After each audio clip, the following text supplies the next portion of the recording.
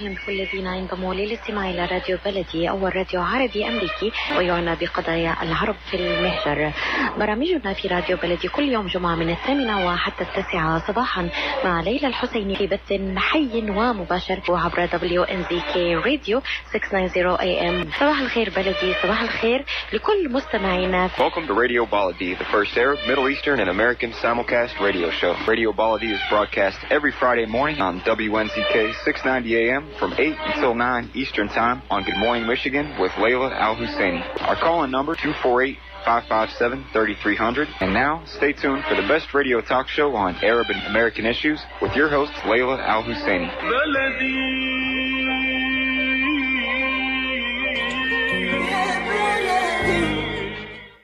Good morning and welcome to Radio Baladi.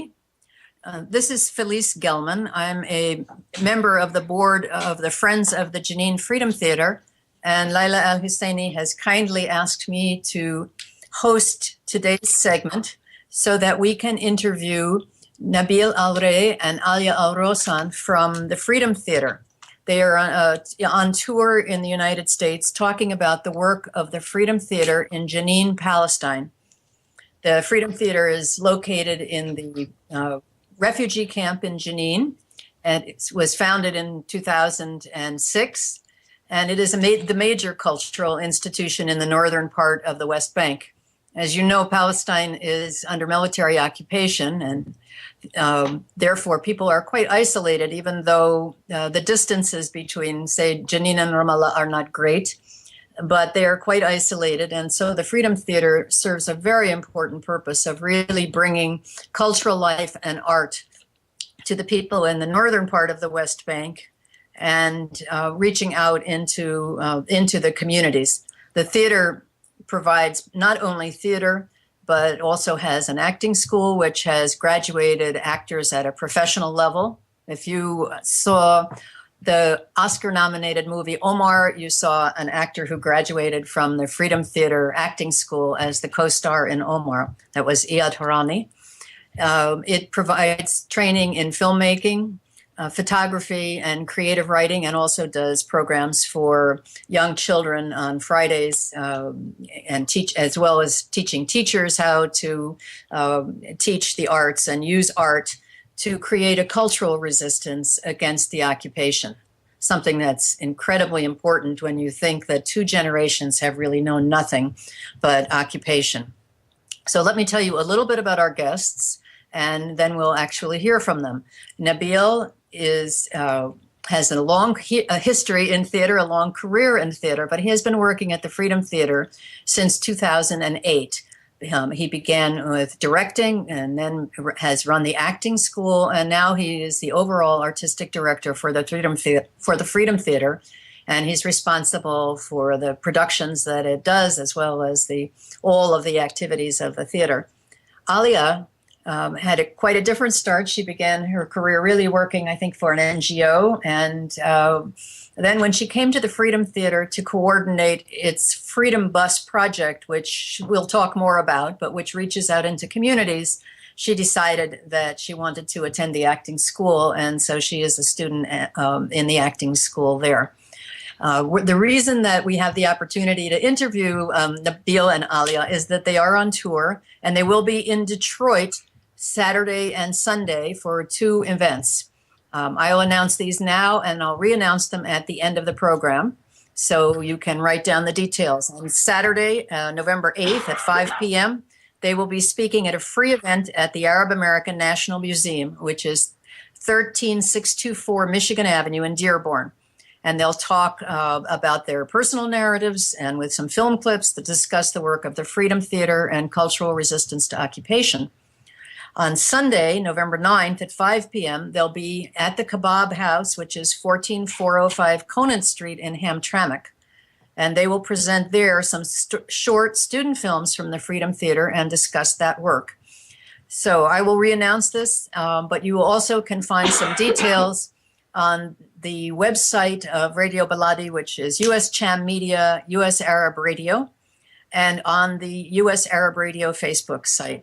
So let's begin with our guests. Thanks very much. Nabil, can you just talk a little bit about the role that theater can play in confronting the Israeli occupation? And in doing that, can you give us a brief history of the theater? Well, first, thank you for giving us this chance to speak. Yes, the theater has been there actually longer than 2006, because it's a history that goes back to the almost the beginning of the first Intifada, when the Stone Theater was established. And the Stone Theater has played a great role in the beginning for a long time, until the people who were responsible had, great financial problems, and they had to stop. The theater stayed as a building and some activities until the time of the Israeli invasion for Jenin refugee camp, when they invaded the whole camp and destroyed half of it. The Stone Theater was destroyed at that time. Then in 2005, some people who actually the founders of the Freedom Theater, which is Julian Omer Khamis and Jonathan Stanczak and Zakaria Zbeidi, where they met and actually they started to talk about reopening the theater. And they actually arrived to this conclusion of opening the Freedom Theater in 2006. The reason why it's called the Freedom Theater, that they discussed at that time, what do we need as Palestinians actually, and what we are looking for is freedom, and this is the most important thing. So they called the Freedom Theater the Freedom Theater. The role of the Freedom Theater actually is to serve Jenin refugee camp, Jenin city, and most of the villages around, and to provide a safe place for most of the people. When I'm talking most of the people, I'm talking about children, youth, and even adults as an audience. A safe place to find an alternative for the cycle of life that they have every day under the occupation, or under all different forms and types of oppression that they live under. So the Freedom Theater is an alternative from different sides. Like I can say alternative education, I can say alternative safe place, I can say alternative playground. This is the place where the people imagine, dream, and their dreams has no limit. This is the place where actually provide people with what we call the alternative resistance, which is, in my opinion, it's a main resistance, the cultural resistance through art that we are doing, and we are working actually under this big title. This is what we provide people and with, and this is the role of the Freedom Theater, to create art as resistance. Thanks. Alia, you didn't begin your life as an actor, your working life as an actor. So can you talk a little bit about what attracted you to the theater and to the Freedom Theater particularly? Actually, I started, like you said, as a trainer in the NGOs. And in that time, I discovered theater and attracted to the idea of performance and the beauty also for it, and connecting people together. So I used the theater as a method when I was a trainer, and I always heard about the Freedom Theater, but I couldn't dare to go north to Jenin, because always I heard about it. It's a really difficult place to be in. And so I went to Amman to work with some organization as a trainer also. And I heard about the Freedom Theater coming to give a playback workshop at that time, 2012. Can you tell us what playback is just a little bit so that people understand? Sure. It's a social theater method, or method of social theater. It's aimed to get the common ground and to connect and create unity and sympathy and empathy among people. Its method happens where actors coming to places and encouraging the people to share their stories, and the people, when they do share their story, there's a set of actors there listening carefully to the story and trying at the same time to replay the story and improvise it directly. In this method, it's not important to repeat the story, exact details. It's what's important to repeat the sense and the feeling of the story. And actually, it's an amazing story, an amazing way to share the feelings and to connect to the people and cooperate also in the future. So after I met the Freedom Theater in Amman, they told me about the Freedom Bus project, which I was fascinated by. So as long as I finished my contract in Amman, I went back to Palestine, I joined the Freedom Theater and became the coordinator of the Freedom Bus. Okay, so I interrupted you, so back to really what brought you to acting school and to take this turn in your life. So being in the Freedom Theater actually by itself, even if whatever you do in that place, is amazing and unique experience. It's a place where many talents, struggles, different culture campaign and join to create something. When I worked in the Freedom Bus and I realized how amazing theater can be also with people and create solidarity among them, and spending few months also doing another thing in the Freedom Theater. Also, I did stage managing, costume, something like that. I started to realize more and more how powerful theater is and how amazing it is. And even this place, how amazing this place is. So I wanted to do that, but I couldn't dare. Because of my age, I'm 30, because I'm maybe woman in somehow, because I'm independent and I need also economical support for my life. And this is one of the problems. Nabil now shaking his head. Remember that period so much.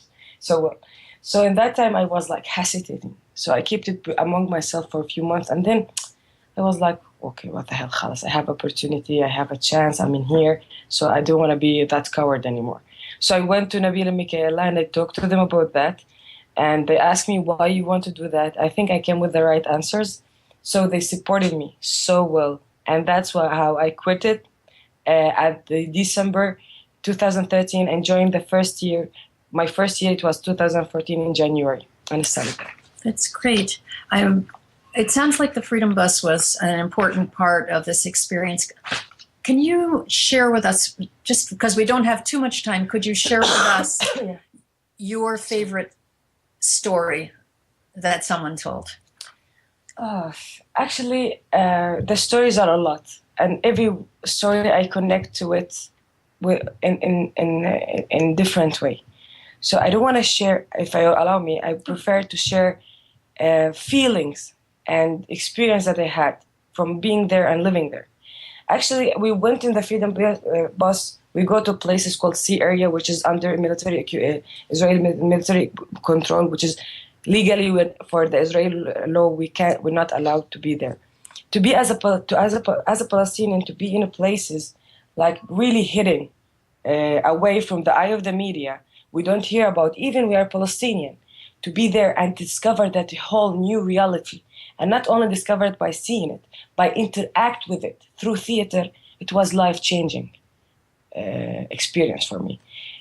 I discovered it, I felt it, I lived it, because this is how a Freedom Bus do. In the morning, in the daylight, we work with the people. Whatever they do, we supporting them, and we gather in artistic evenings. We share theater, songs, play drama with kids, all type of arts is allowed.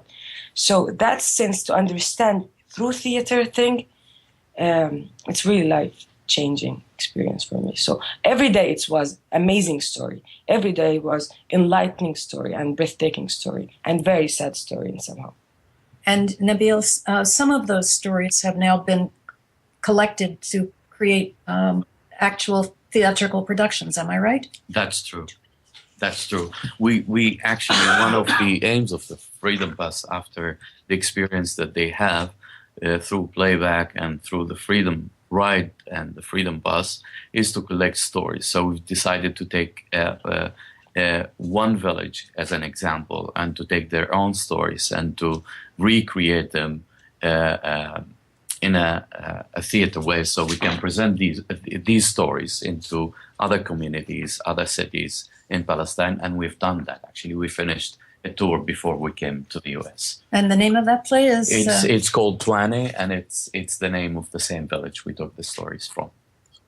Okay, can you just give me like a very brief description of what did people in Atwani face? I mean, they faced themselves and their struggles. This is exactly was the reactions from the people. We saw ourselves. We saw ourselves on the stories. We saw how strong we can be with the struggle that we are actually living every day, because they are absolutely great people trying to exist. This is their fault, trying to exist. And this is what they succeeded with. They built their kindergarten, they built their school, and they're trying to get the electricity, the water, the basics. And this is, in the eye of the Israeli occupation, it's a fault, and you can't have that. Well, thanks very much. We're going to be back, but we're going to take a short break right now for a commercial break. And we'll be back to hear more from Nabil and Alia afterwards. Ziad brand. Quality products from our family to yours. Ziad Brothers Importing offers the finest quality products, including brands like Sultan, Kraft, Nestle, Hook, Rico Picon, Dana, and many more. Ask your retailer to carry these fine products because you deserve the very best. For more information, visit our website at www.ziad.com. That's www.ziad.com. Ziad, quality products from our family to yours. Jumana Kairouz. You've seen her images on giant billboards across the metro. Jumana Kairouz. You've seen her images on buses across the city. Now get to know Jumana Kairouz. The war broke out in my home country, Lebanon. I was 11 years old, and I saw a lot of bloodshed and inequality and poverty. You can't grow up in an environment like that and not be affected by it and not want to make a difference. I graduated from Yale University with a master's in ethics. I speak 4 languages. It has always been innate in me fighting for the underdog and trying to do whatever it is I can to make a difference in the world. Let Jumana Kairouz protect your rights. Call the law offices of Jumana Kairouz at 1-866-YOUR-RIGHTS, extension 100, or visit yourrights.com. Well, welcome back to Radio Baladi. This is Felice Gelman, hosting the program at the invitation of Laila Al-Husseini. And I have with us our 2 guests, Nabil Al-Rey and Alia Al-Rosan, who come from the Freedom Theater in Jenin, Palestine. And we have been talking to them about the work of the Freedom Theater and how they have confronted the Israeli occupation with a cultural resistance, a bit of a different twist on the way people normally think about how to resist occupation.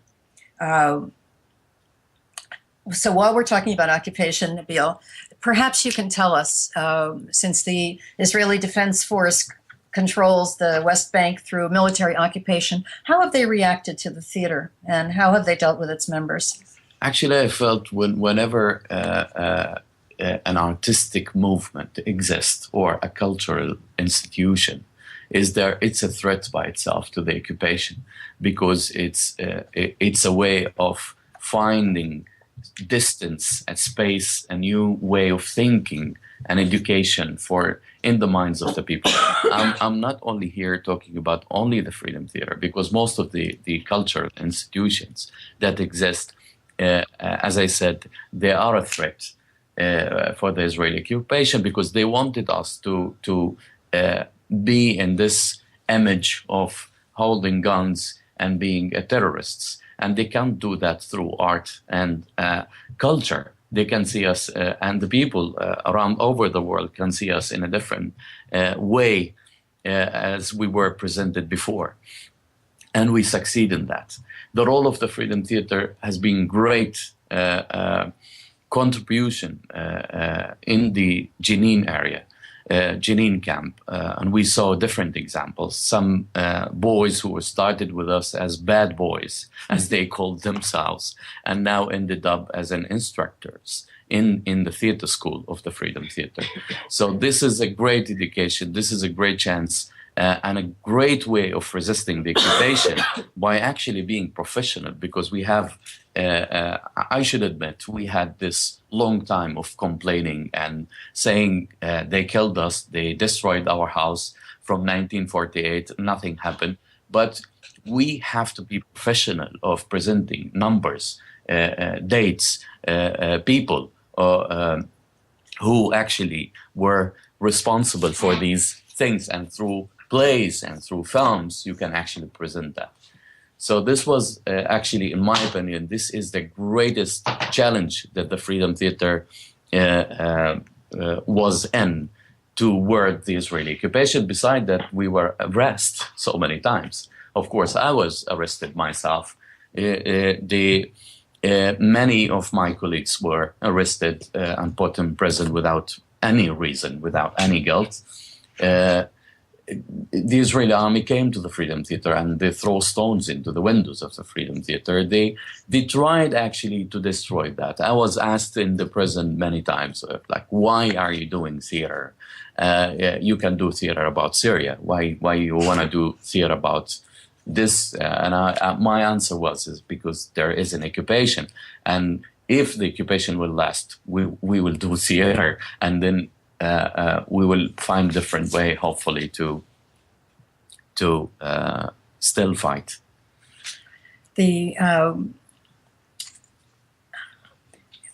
I think that while you were arrested, you were in jail for about 40 days. Am I right? That's true. Yes.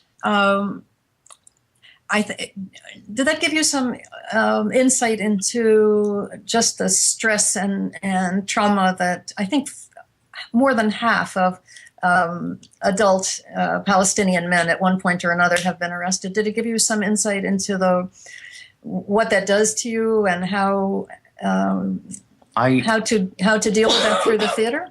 Yes, of course. I think I was in a big challenge when it was my first experience. Beside my first experience when I was arrested when I was 10 years old for one day. But this 40 days was actually a very important time in my life in both sides. One, really very emotional, because I had to connect myself with my family and my friends and thinking all the time about them. But beside that, I came out strong. Thank for the occupation, because they gave me the time to know myself and to understand my strong points in myself. I was in the middle of a production when I was arrested. And then when I came out, I thought about that production, and actually it went great. They put me in a situation where I knew myself. I knew what is my limits. And I understand more and more that this occupation will end. It's ending. It is ending. Wow. And Alia, your thoughts on the actually confronting dealing with the IDF and its harassment of the theater and so forth? The idea of harassment now for theater? Of the theater, and what does it mean to be working in a situation where maybe your colleagues will not come to work tomorrow because they are being arrested? Like 2 days ago, they arrested one of our students in the photography department while he was going out of the theater. Actually, when I think about that, actually also at the same time, it's not very out from the normal way that the Palestinians living under it. So every day there's someone expected to be arrested, but this idea about Freedom Theater is maybe give me excitement, or I feel good about it, because I know that how much we are harassing them. We're not there just standing. We are there, and they don't like us, and we annoying them, or more than annoying. So that's part of the struggle, part of who we are. Exactly. maybe you can talk to us a little bit about the productions that the Freedom Theater has done. Do you focus, would you say that you focus mainly on plays that have been written? Or are you developing plays? How do you choose the play? What message do you want to convey? Actually, we never picked up a play that, doesn't actually talk and describe the environment that we are in. We have to actually pick up a play that it is talking mainly about the environment, and whatever you're trying to do to be away from politics, you can't do that because our situation is so political. Even you're describing a social cases. So in this case, for example, I can just take an example of taking a play called The Animal Farm by George Orwell, which is the first play. Allow me to say I was in the Freedom Theater since 2000, end of 2006. That's what I thought. Yes, I'm sorry.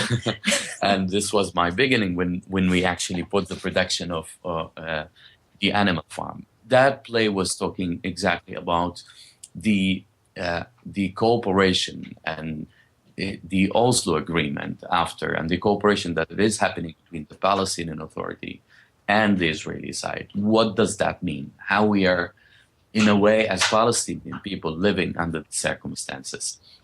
Besides, of course, we have our own way of creating original plays that comes through stories. And this is actually our identity. Our identity is a story. This is what we are working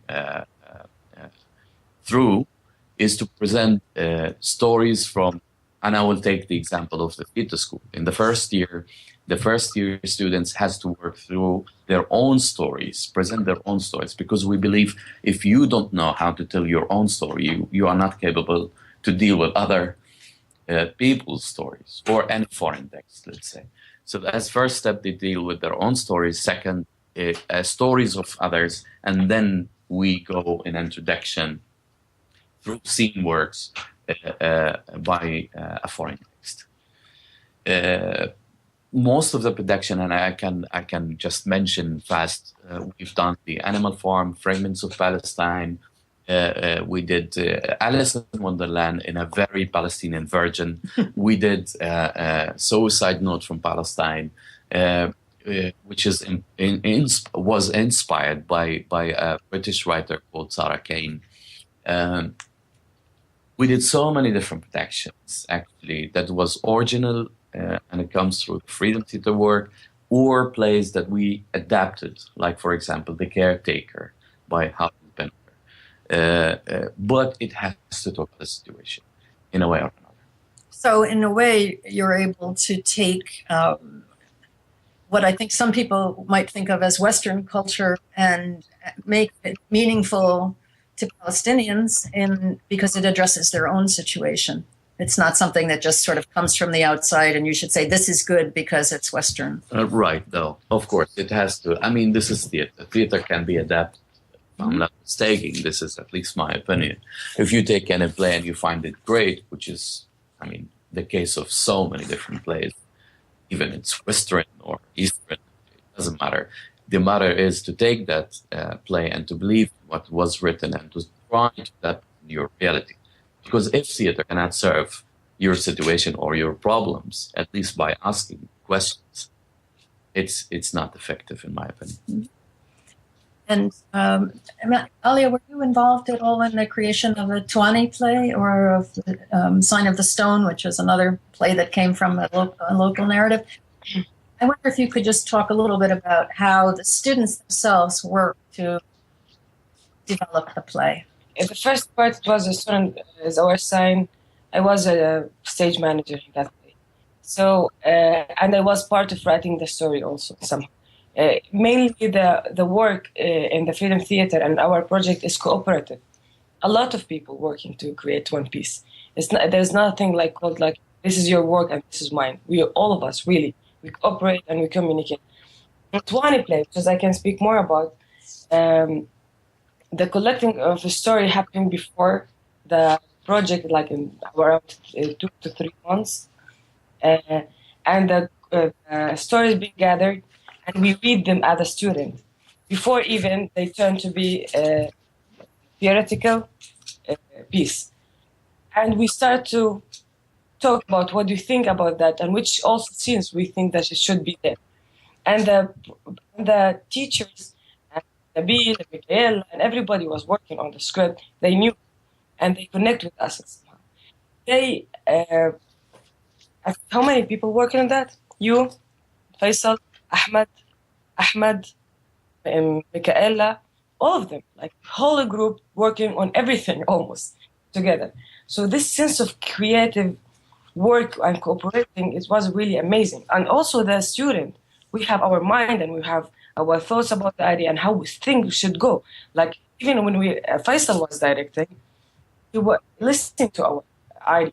And it's not work for one-man show. It's a cooperative work in somehow. Okay.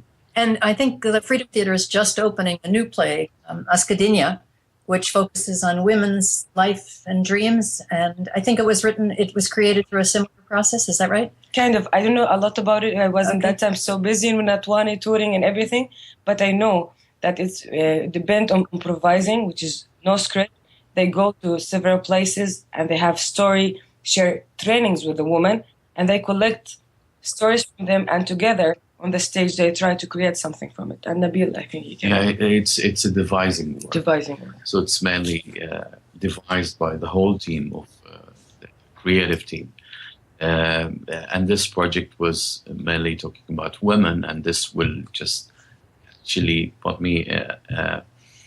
take me to the point of talking about how much it is important to talk about all different kinds of oppressions that we're living in. Of course, the Israeli occupation has a bigger level, but we have, this is what I call always different kinds of occupations. I know this word such as it's not exist, but there is several types of oppression that we are fighting for, including women's rights, the social oppression, my own occupation that exists in my mind. So this piece was actually talking about women and their experience in so many different ways. When Gaza was under attack, I know that you particularly reacted to that by just doing some street theater. Can you just give us a very short story about that? Maybe we'll come back to it after our break. Course. I mean, everyone knew that crazy time that happened in Gaza, and the most sad thing is that you live next and you can't do really anything. Like I would say, like anyone here in New York who was watching the news, we were watching the news. We were also trying to connect with the people we know, friends, and but I was asked many questions. What can we do? And I think what can we do is theater. So I myself put a show, street theater show, talking about the Gazan people and the importance of boycotts. Okay, I'm going to have to stop you there because we're going to have a brief break for a commercial break, but I'm going to come back when that's over and ask you more about how the Freedom Theater reacted to Gaza. So please stay tuned in so that you can continue to hear from Nabil and Alia about the Freedom Theater. Dr. Opada Al-Zuhaili is a diabetes and endocrinology specialist with over 12 years of experience in medical research dealing with diabetes patients. Dr. Zuhaili lectures in many American and Arab universities about the latest research and studies related to diabetes. Al-Zuhaili medical centers are fully equipped to provide you with the best in medical treatment. Whether Arabic or English, our staff of medical professionals speak your language and can provide for your comfort and care. You're always welcome at Al-Zuhaili Medical Centers. Please visit our Southfield location at 27207 Losser Road, and for appointments call 248-809-5988. That's 248-809-5988. سليطة للخدمات الدولية في ليفونيا. جميع أنواع الخدمات الإنسانية منها الهجرة والتجنس، معاملات اللجوء، الضمان الاجتماعي، العجز الصحي، الميديكير والميديكيد، تنظيم وترجمة الوكالات الخاصة والعامة، التوثيق، إضافة إلى الاستثمار في الأردن وفلسطين بما يتضمن شراء وبيع الأراضي. زوروا موقعنا الإلكتروني salaitaintl.org واتصلوا على الرقم 734-358-01 صلاحية للخدمات الدولية نتقاضى رسوم متواضعة ورمزية جدا. 734-358-0144. Life for Relief and Development is a non-profit charity that has been providing humanitarian aid and development to people and communities regardless of race, color, religion, or cultural background for over 22 years. When disaster occurs here or around the world, Life rushes to provide food, medical aid, and shelter to those in need. Life also has development projects that provide medical relief, water purification, educational programs, relief for orphans, and much more. Your help and support can greatly improve these efforts. All donations are tax deductible. For more information, please visit our website at lifeusa.org or call 248-424-7493. That's lifeusa.org, 248-424-7493. Okay, welcome back to Radio Baladi. This is Felice Gelman. I am co-hosting this or hosting this program at the invitation of Laila Al-Husseini, and so that I can interview our guests from the Freedom Theater, Nabil Al-Rey and Alia Al-Rosan. Nabil is the artistic director of the Freedom Theater, and Alia is an acting student at the Freedom Theater, and the Freedom Theater is in Jenin, Palestine. So before we took our break, I was talking with Nabil about how the Freedom Theater responded to the invasion of Gaza. And Nabil was just saying that he responded to it with some street theater, and maybe he can give us a little more of what he actually was doing. Yeah, as I said, many people were watching, and as we watched as well, and I had a lot of questions like, what can we do? And our work is mainly is theater. So I decided myself to go into the street and do a street theater show, which described the whole situation in Gaza. And we talked mainly about the boycott movement and how much it is important for our people to boycott the Israeli product, because it is a product that turned to be bullets in a way or another that mostly killed all these children or women or people in Gaza. And I think it was great because the people tried to know or started to know that by actually taking any simple movement, anything, toward that occupation to help the people in Gaza, it's great. You can't just think about a whole change, a great change. You can only think, tell the story, do it in your own way, boycott, help with the contribution. Anything can be done in this way. So I've done theater, and many people related to that story in so many different ways. So this actually brings me to a bit of a larger issue. Jenin, I think, is a fairly conservative city, and the camp, I think, perhaps even more conservative than the city itself. Theater doesn't necessarily fit into that general thinking about culture. So can you tell us really how people initially reacted to the theater and how it really came to be in the Jenin refugee camp, which I think is remarkable in itself? And then over time, what has changed and what's the relationship of the people in the camp and the city of Jenin to the theater right now? I think what you're asking is actually is a great question, and it will take me forever to explain the whole relationship, but I'll try to be short as much as I can. I'm always saying we have to read the environment, and this is part of our work. When we started to open the Freedom Theater, we had a great reaction from people, especially people who were related to the Stone Theater and the whole history of Arnam el-Khamis and the people who worked at that time. And then we had a different time by people who's, as you mentioned, conservative, maybe a little bit religious or traditional, who actually refuse the whole idea from the beginning and doesn't want to cooperate with theater, because For them, this black box is something threatening. And I have to stop here of saying for the Jenin people and Jenin refugee camp people especially, they have a very strange relationship with strangers because they had a great time facing the Israeli occupation. And the relationship between them and a stranger is a relationship between a soldier and a people who lives in the refugee camp.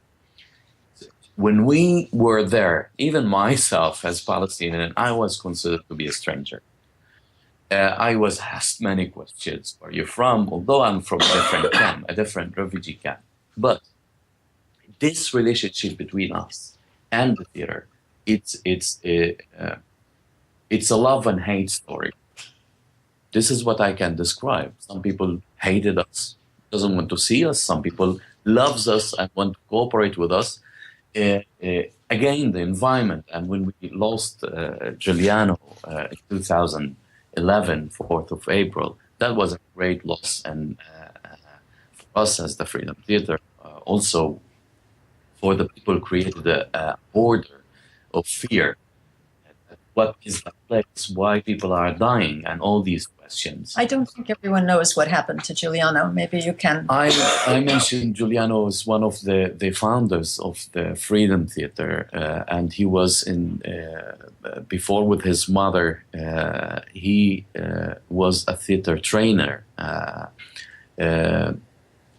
who trained the first group of actors that they were actually became the freedom fighters in the Second Intifada, and most of them get killed and died in the Second Intifada, and he came back. And he is the one who made Arnold's Children film. Giuliano was the founder, co-founder of the Freedom Theater with some people, as I mentioned before, and he was a great artist who worked and creates almost the vision of the Freedom Theater until the time of 2011 when he was assassinated 100 meters away from the door of the Freedom Theater. We don't know until today. He was assassinated by a masked man, unknown person, and we don't know. From our side, we can analyze. We can look at the bigger picture and point at why is that? Why does that happen? But to clarify it, we say it's unknown masked man who did that. This was Giuliano. But I would have to say that his spirit is there, still with us. And the one who actually planned the whole thing, he's mistaken because his bullet didn't succeed to kill our way of thinking, our struggle. And we survived with a new generation. And so we were just coming around when I interrupted you to, what the relationship would be more like today. And nowadays it's growing. And again, we are living under a political, social, changing environment all the time. So this relationship is actually built according to that. We have to read what is going on. We have our audience. We are growing day after day. We have students from all over the West Bank. We have people coming from abroad to come to see the Freedom Theater. It's a great place, and the relationship is more clear now with the camp, with the Jenin area. But as I said, it's an environment that can change in a minute, according to these circumstances. Yeah.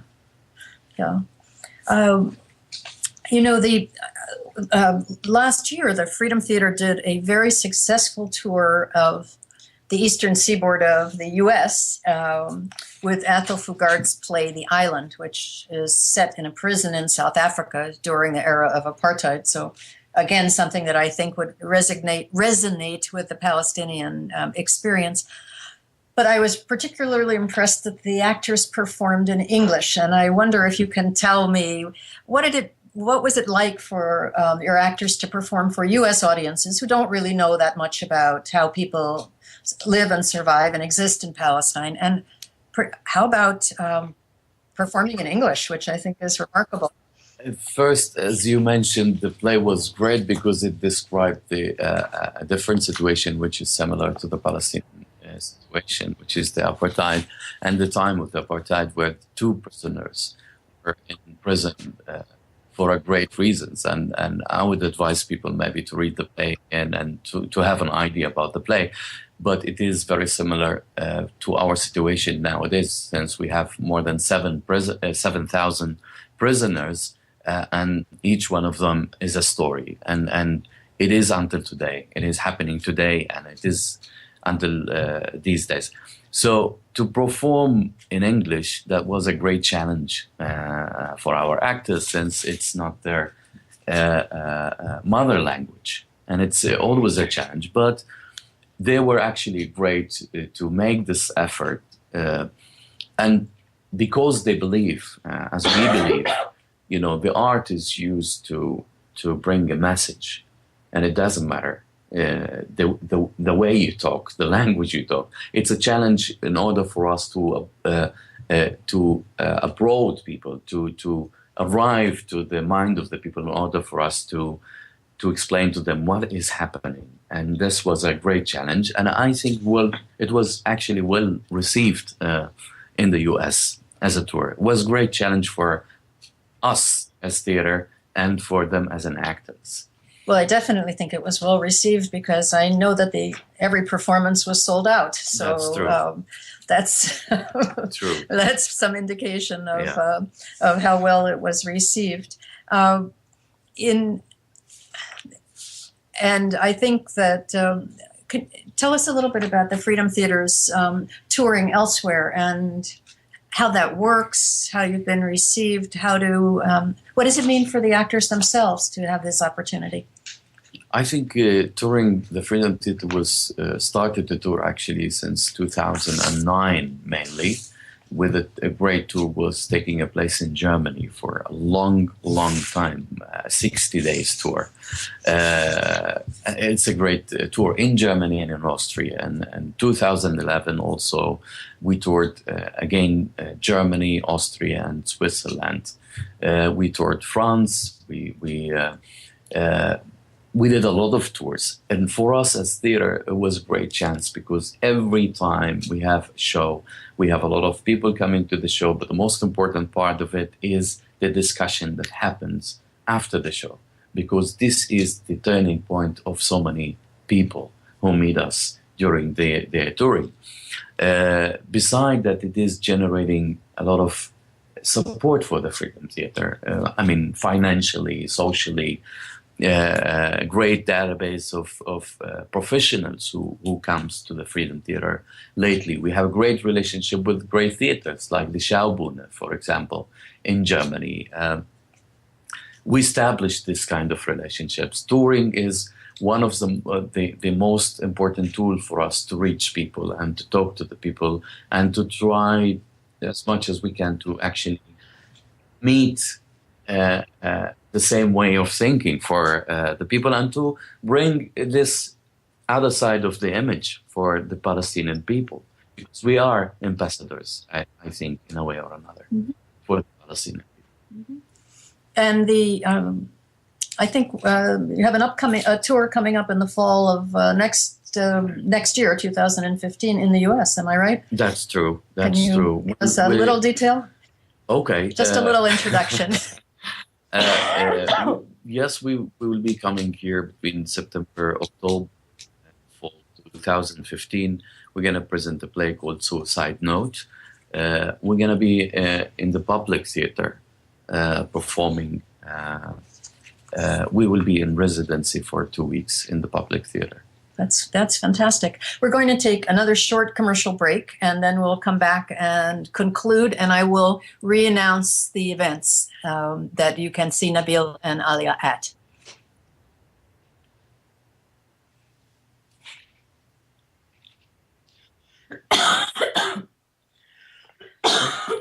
Okay, we're back on Radio Baladi.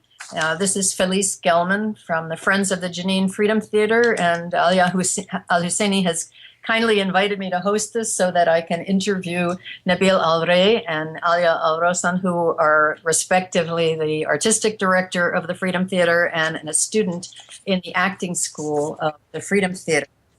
We're coming to the close of our program, but I just had a couple of more questions I wanted to ask you. One which is really completely out of your realm as artistic director, but you can't live without it, which is, how does the Freedom Theater stay alive financially? How does it support itself? The Freedom Theater is, as any NGO, exists in the support of different foundations and the great role of Friends of Freedom Theater. When I say Friends of Freedom Theater,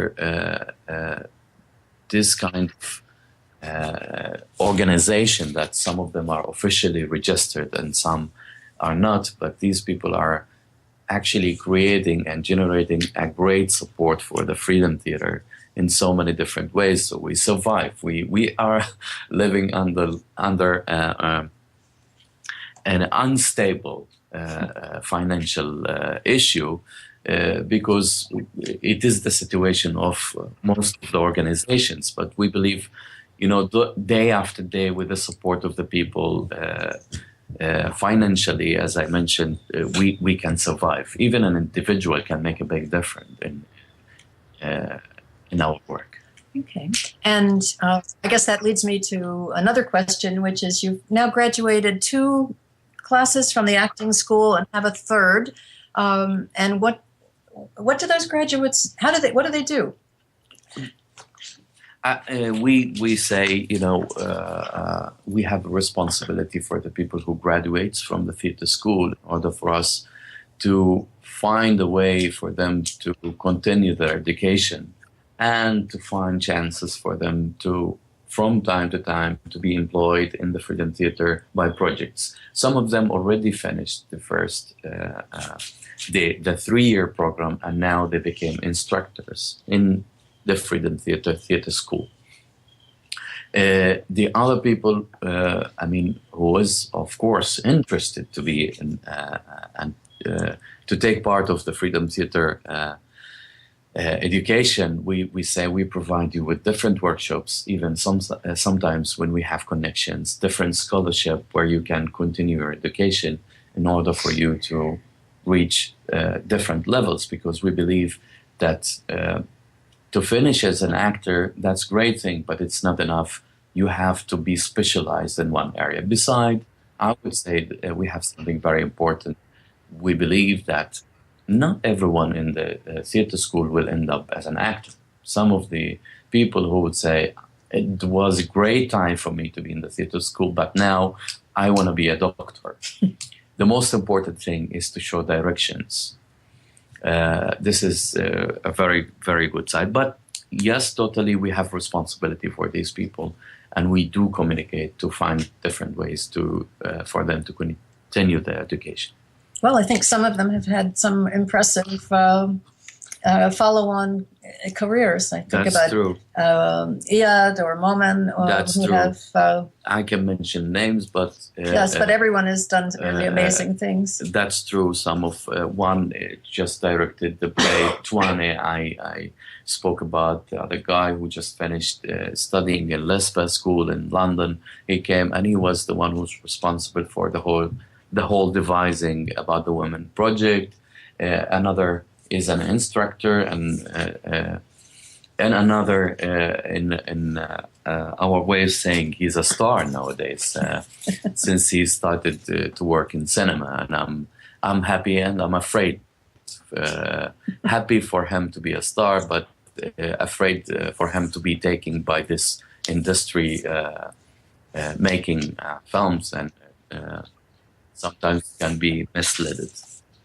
Okay. Well, I want to remind you that you will be able to see Nabil and Alia at the Arab American National Museum on Saturday, November 8th at 5 p.m. They will be talking about the work of the Freedom Theater, or you will be able to see them on Sunday, November 9th at 5 p.m. at the Kebab House, which is in Hamtramck. And there they're going to present some short student films from the Freedom Theater and discuss their work. You can see more detail on the website, uschammedia.com, US Arab Radio, or on the US Arab Radio Facebook site. And thank you very much, Layla, for the opportunity to do this interview. We really appreciate it and appreciate the support of everyone in Detroit who's helped make this possible. And the National Museum, the Jewish Voice for Peace, thank you.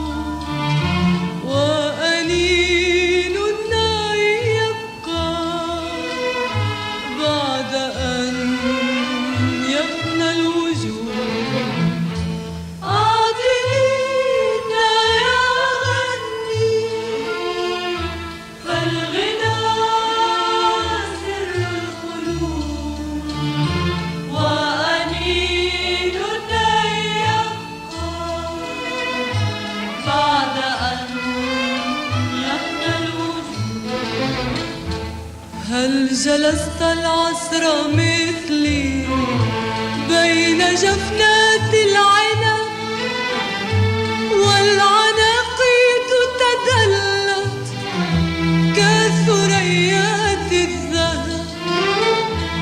هل جلست العصر مثلي بين بين جفنات